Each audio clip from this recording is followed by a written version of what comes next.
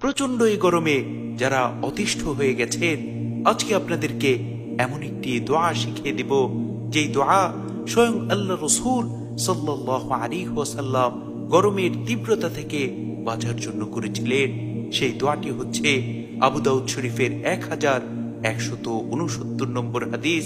আল্লাহ রাসূলের প্রখ্যাত একজন সাহাবী হযরত জাবির ইবনে আব্দুল্লাহ রাদিয়াল্লাহু আনহু বলেন, বৃষ্টি না হওয়ায় এবং প্রচন্ড গরমের কারণে কিছু লোক আল্লাহ রাসূল সাল্লাল্লাহু আলাইহি ওয়াসাল্লামের দরবারে উপস্থিত হলেন।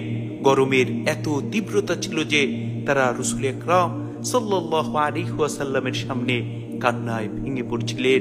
তখন আল্লাহ রাসূল সাল্লাল্লাহু আলাইহি ওয়াসাল্লাম তাদের এই অবস্থা দেখে মহান মালিকের কাছে এই বলে দোয়া করতে লাগলেন, আল্লাহুম্মা আসকিনা গায়সান মুগীসা মারিআন মারিআ নাফিআন গায়রা দাররিন আজিলান গায়রা আজিলিন। দোয়াটি আবারও বলছি, আল্লাহুম্মা আসকিনা গায়সান মুগীসা মারিআন মারিআ নাফিআন গায়রা দাররিন আজিলান গায়রা আজিলিন। হে আল্লাহ, আমাদেরকে বিলম্বে নয় বরং তাড়াতাড়ি ক্ষতিমুক্ত, কল্যাণময়, তৃপ্তিদায়ক, সজীবতা দানকারী মুষলধারায় বৃষ্টি বর্ষণ করো।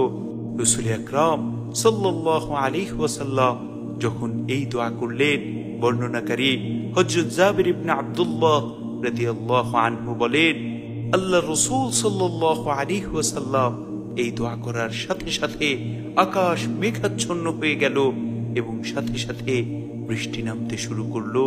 সুবহানাল্লাহ, সুবহানাল্লাহি ওয়া বিহামদিহি, সুবহানাল্লাহিল আযীম। এজন্য আমাদের প্রত্যেকের উচিত হচ্ছে এই দোয়া বেশি বেশি পাঠ করা।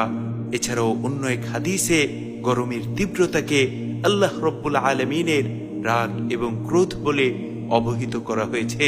আর আল্লাহ রাব্বুল আলামিনের ক্রোধ থেকে বাঁচার জন্য নবী করিম সাল্লাল্লাহু আলাইহি ওয়াসাল্লাম আমাদেরকে দান সদকা করতে বলেছেন। তেমনি আরো একটি দোয়া শিখিয়ে দিয়েছেন।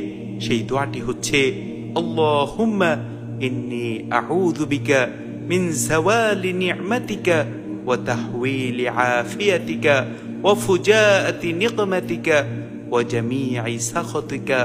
দোয়াটি আবারও বলছি, আল্লাহুম্মা ইন্নী আউযু বিকা মিন যাওয়ালি নি'মাতিকা ওয়া তাহওয়িলি আফিয়াতিকা ওয়া ফুজাআতি নিকমাতিকা ওয়া জামি'i সাখাতিকা। হে আল্লাহ, আমি আপনার কাছে আশ্রয় প্রার্থনা করছি আপনার নিয়ামতের বিলুপ্তি থেকে, আপনার অনুগ্রহের পরিবর্তন থেকে, আপনার আকস্মিক শাস্তি থেকে এবং আপনার সমস্ত রাগ ক্রোধ থেকে।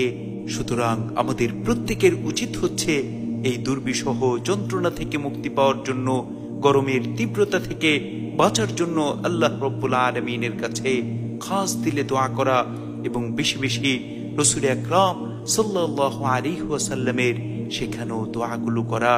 আল্লাহ রাব্বুল আলামিন আমাদের প্রত্যেককে হেফাজত করুন। আমিন।